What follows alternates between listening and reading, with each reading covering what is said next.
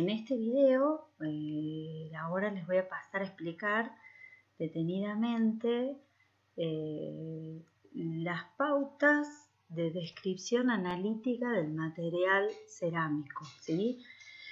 Cómo lo describimos en arqueología, pero que en realidad es útil para cualquier descripción, ¿sí?, de material cerámico arqueológico o de un bien cultural cerámico, ¿sí?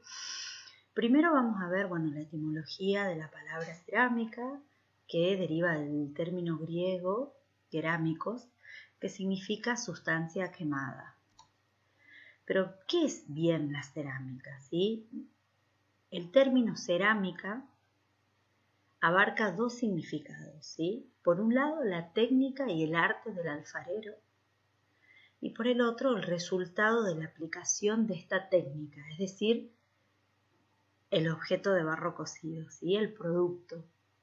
Así que uno puede hablar de cerámica como una técnica, como un arte, ¿sí?, como un saber hacer, o de cerámica como un bien, ¿sí?, como un bien cultural, como un objeto de uso, como un objeto de estudio, ¿sí?, o como una obra de arte también. En este curso nos vamos a centrar en la segunda dimensión, ¿sí?, en el objeto, en el producto final. La cerámica se puede definir como materiales inorgánicos, no metálicos, transformados mediante la exposición al fuego. Son de naturaleza típicamente cristalina y son compuestos formados de elementos metálicos y no metálicos. Al ser de naturaleza típicamente cristalina, ¿sí?, pueden ser estudiados y analizados, ¿sí?, como cualquier otro roca cristalina, ¿sí? La cerámica arqueológica. Los materiales son los materiales estudiados desde una perspectiva arqueológica. Desde los inicios de la arqueología como ciencia, los materiales cerámicos fueron objeto de estudio y análisis por parte de los investigadores, ¿sí? Como yo les decía en el video anterior, la cerámica, ¿sí?, es un material casi indestructible, ¿sí?, porque si bien se puede fracturar y perder su condición como objeto, como contenedor o el primer significado que tenía, sigue teniendo significado, en este caso, para los investigadores como objeto de investigación. Como vimos, a partir de un solo fragmento uno puede reconstruir todo el proceso de producción y puede reconstruir también aspectos sociales de esa producción y poder investigar o indagar sobre la organización social de un pueblo. Como digo, existen multiplicidad de enfoques en el estudio arqueológico, ¿sí?, de los materiales cerámicos. Hay estudios normativos, funcionales, estilísticos, ya los vamos a ver más adelante, a toda esta diversidad de estudios. Pero todas estas líneas de estudio requieren en algún momento la descripción analítica del objeto cerámico. Antes de comenzar, podemos decir de que una vasija es generalmente la yuxtaposición de tres elementos: el pie, la panza y el cuello, ¿sí?, lo que generalmente llamamos base, cuerpo y abertura, ¿sí? Como decía, la abertura es la boca, ¿sí?, la parte de arriba. Puede terminar de distintas maneras, ¿sí? El cuerpo, ¿sí?, suele ser el mayor volumen de la pieza, ¿sí? Y también, ya vamos a ver, puede tener distintas formas, ¿sí?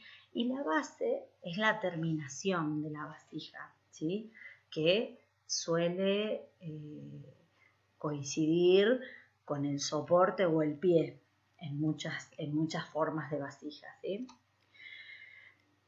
Para la descripción analítica por puntos, ¿sí?, una de las cosas muy importantes que consideramos y que lo vamos a tener presente en el próximo video cuando veamos el dibujo, cómo se dibuja, cómo se registra gráficamente una vasija, son los puntos del contorno, ¿sí?, de una pieza.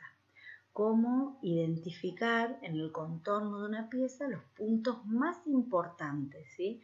Los puntos terminales, que sería el punto terminal inferior, la base, el punto terminal superior, ¿sí?, sería la abertura, los puntos de tangencia vertical, que corresponden con los ensanchamientos y estrechamientos que puede tener el perfil, el contorno de la pieza, puntos de inflexión, que es donde hay dos curvaturas en sentidos opuestos, ¿sí?, en el contorno de la pieza, los puntos de quiebre, que son en donde se cambia, ¿sí?, la curvatura a través de una arista o una carena, y todos estos puntos, ¿sí?, la identificación de dos o más de estos puntos nos permiten poder clasificar, ¿sí?, las formas cerámicas.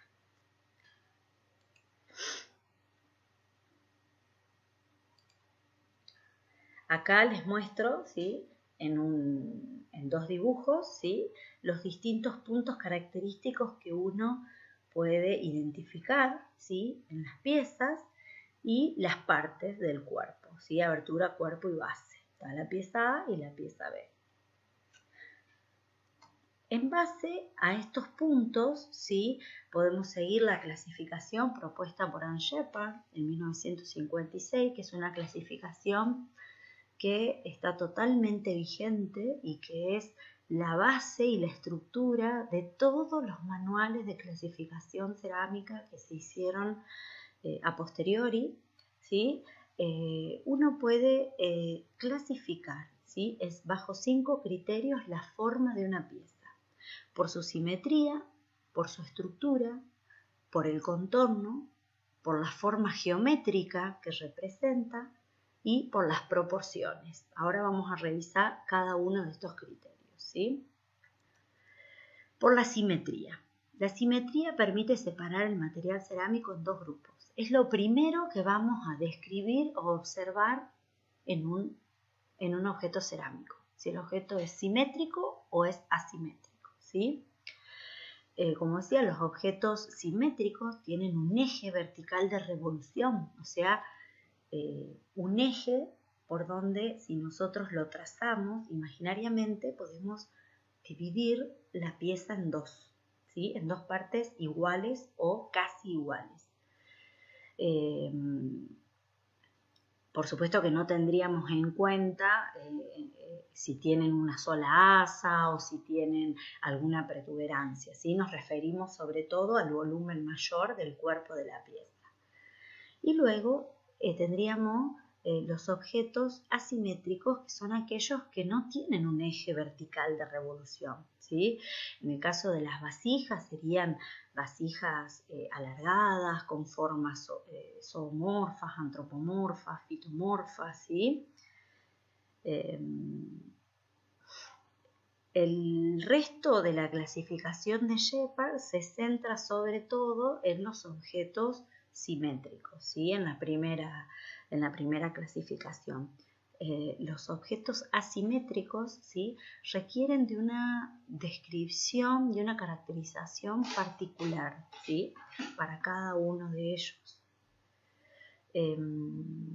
Si seguimos con la clasificación, vemos que podemos, clasificarlos en base a su estructura, ¿sí? Una vez que tenemos el objeto, podemos ver si es simétrico o asimétrico. Y de ahí vemos su estructura.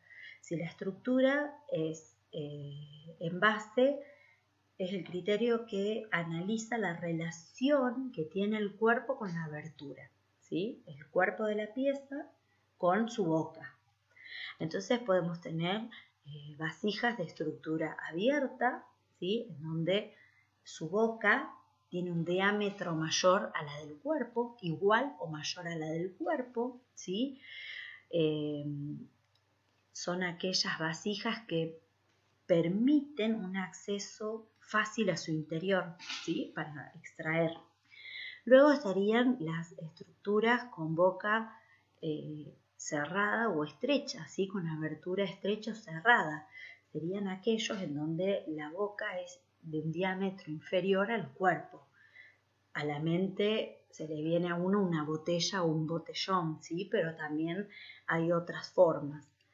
Y luego estarían aquellas de estructura en cuello, en abertura en cuello restringida, ¿sí? Son aquellas que tienen un cuello o tienen una restricción. Puede ser, ¿sí?, que el diámetro de la boca sea ancha, sea del mismo tamaño del cuerpo, pero la pieza tiene una restricción en el cuello, ¿sí?, que no permite un acceso amplio a su interior.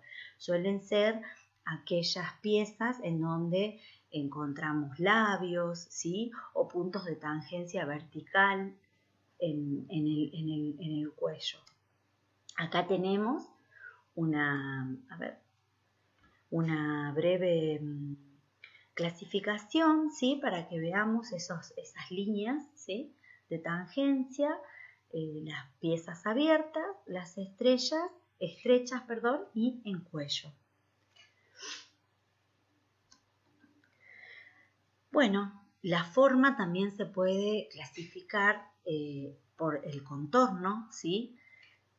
Pensemos en los puntos, ¿sí?, que habíamos identificado hace un ratito. Aquellas piezas de contorno simple, ¿sí?, son aquellas que no presentan ángulos, ¿sí?, y en las que podemos identificar 2 puntos, ¿sí?, o 3 a lo sumo, ¿sí?, y sobre todo, o sea, tienen un punto terminal, ¿sí?, un punto terminal inferior, un punto terminal superior y quizá alguna tangencia vertical, ¿sí?, pero en donde no hay estrechamientos ni puntos de flexión, o sea, no tienen más de 3 puntos el contorno. Luego estarían las de contornos compuestos, que resultan de la yuxtaposición de 2 volúmenes, ¿sí? Tenemos identificamos más de 3 puntos siempre, ¿sí?, en esos contornos. Luego tenemos contornos inflexionados, ¿sí? Es un contorno compuesto inflexionado, ¿sí?, en donde la junta entre las 2 curvaturas del perfil se hace mediante un punto de inflexión, ¿sí?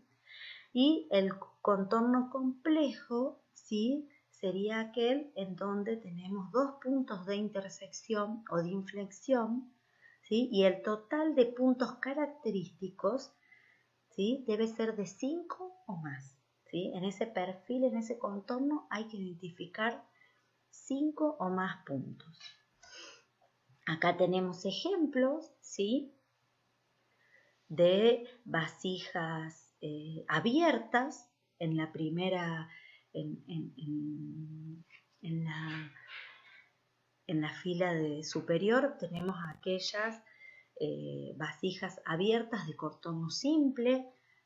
En la fila del medio tenemos las vasijas abiertas de contornos compuestos, ¿sí?, y abajo tenemos las de contorno inflexionado y contornos complejos, ¿sí? Como ven, la cantidad de puntos que se identifican son bastantes en estas de contornos complejos, ¿sí? Son de 5 o más puntos. Bueno, acá te seguimos viendo ejemplos, ¿sí?, para vasijas cerradas, ¿sí?, vasijas con cuello, ¿sí?, o con alguna inflexión hacia la abertura. Algunas de estas formas probablemente les resulten familiares, ¿sí?, para lo que es los estilos cerámicos del noroeste argentino, y otras no son tan comunes de nuestra región. Bien, como les decía, La forma también la podemos describir en base a su semejanza, ¿sí?, a una figura geométrica, ¿sí? Podemos asemejar, ¿sí?, a formas cilíndricas, ovaladas, oblongas, ¿sí? Y así usar esa terminología para poder describir el objeto, ¿sí?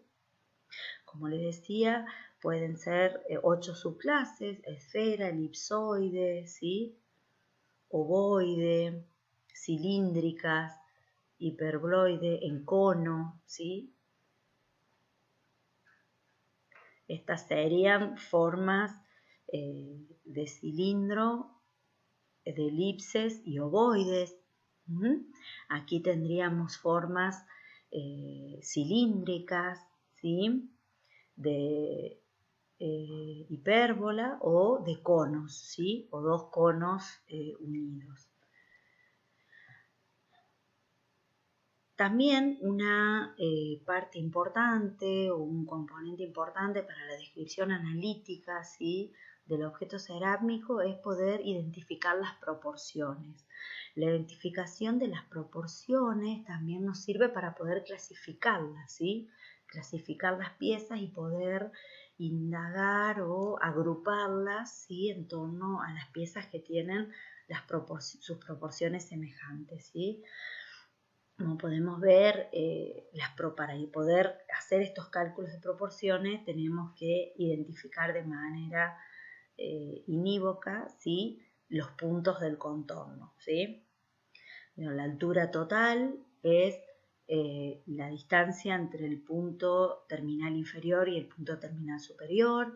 El diámetro máximo, ¿sí?, es el diámetro que tiene la pieza, ¿sí?, en el punto de tangencia vertical mayor, ¿sí? La altura del diámetro máximo es la altura que tiene ese punto, calculando desde el punto de tangencia inferior, y así las distintas proporciones que podemos ir calculando.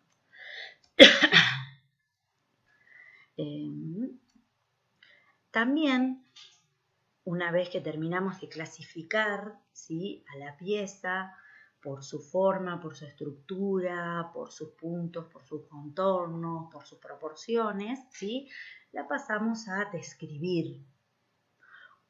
Una de las cosas que podemos tener en cuenta son los medios de prensión o los elementos para asir, ¿sí?, que tenga presente la vasija.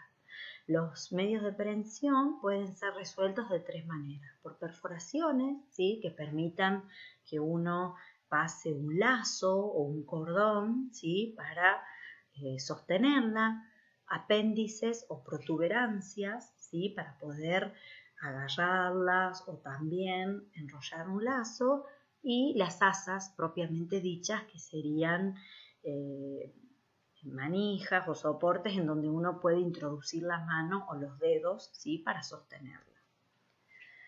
Bueno, aquí podemos ver, para esto tienen ustedes en la bibliografía el texto de Balfet y colaboradores, ¿sí?, en donde describe, ¿sí?, en base a todos los catálogos de cerámica de América Latina, toda la diversidad de medios de prensión o elementos para asir, ¿sí?, asas, orejas, mango, botones, mamelones, ¿sí?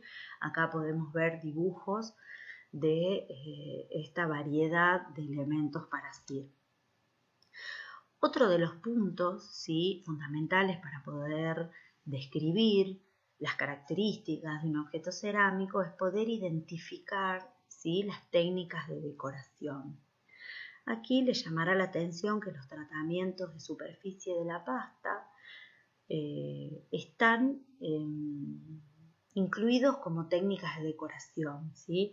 Hay algunos autores que a los tratamientos de la superficie de la pasta no los toman, ¿sí?, como técnicas de decoración. Balfet y colaboradores sí lo toman, ¿sí?, y somos muchos los investigadores que trabajamos con material cerámica que seguimos esta postura, ya que a veces hay intenciones, o la mayoría de las veces hay una intención decorativa en el tratamiento de superficie.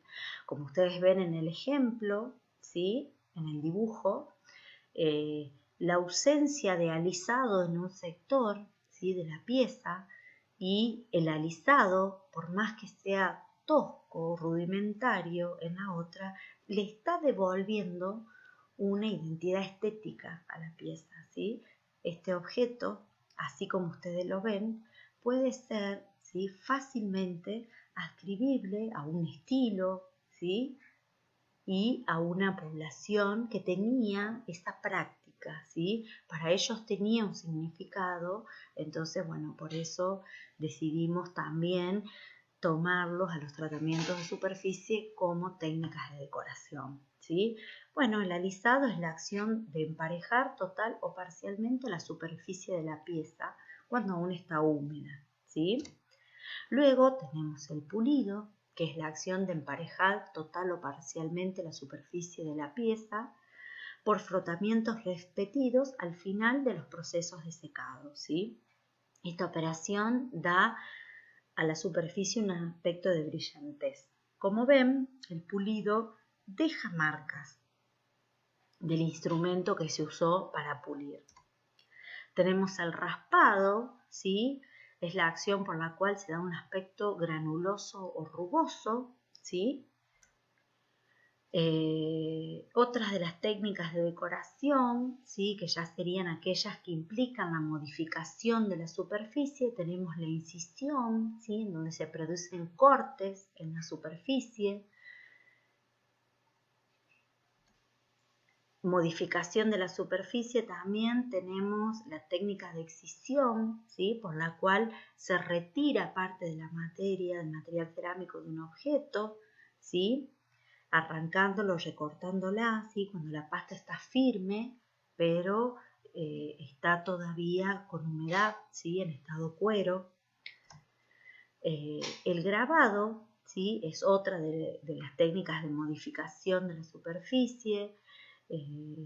Este término se reserva a la acción de entallar la arcilla cocida o completamente seca, ¿sí? Los grabados pueden ser precocción, ¿sí? Pero cuando la pieza ya está seca, no está en estado cuero, o pueden ser postcocción. Técnicas de decoración por modificación de la superficie, seguimos viendo. Hay impresión, que es la acción de imprimir por presión perpendicular o oblicua un instrumento sobre la superficie de la arcilla todavía plástica. Hay diferentes tipos de impresiones, pueden ser estampados, impresión simple, impresión con rodillo, con mecedora, ¿sí? Estampamientos. Bueno, ahí hay muchos ejemplos de modificación de la superficie por impresiones o estampamientos. Otra de las técnicas es el modelado, ¿sí? Que podemos dividirlo en dos. Por un lado, el modelado podemos referirnos a la misma acción del levantado de la pieza o a la acción de dar forma con la mano a un elemento en la decoración de la arcilla aún plástica, ¿sí? Acá tenemos distintos ejemplos de distintos modelados. La decoración corrugada, que se obtiene antes de la cocción, ¿sí? Dejando estas marcas visibles sobre la superficie de la pieza, ¿sí? El moldeado, ¿sí? Que es la acción de dar forma a través de un molde, ¿sí?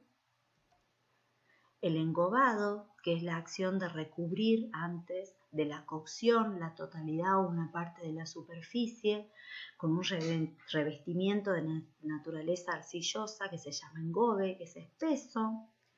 Bueno, decoración con grafitos, revestimientos rugosos, ahumados, ¿sí? Es la acción de introducir negro de humo en la capa de superficie de la arcilla. La decoración por pintura, que es la acción de aplicar total o parcialmente pintura, puede ser bicolor, tricolor, monócromo, ¿sí? La pintura puede ser precocción o postcocción o ambos. Puede haber pintura que se aplique previo a la cocción y luego cuando se enfría la pieza se aplican otras pinturas. Y bueno, Con esto terminaríamos esta síntesis, ¿sí?, de cómo describir de manera analítica un objeto cerámico.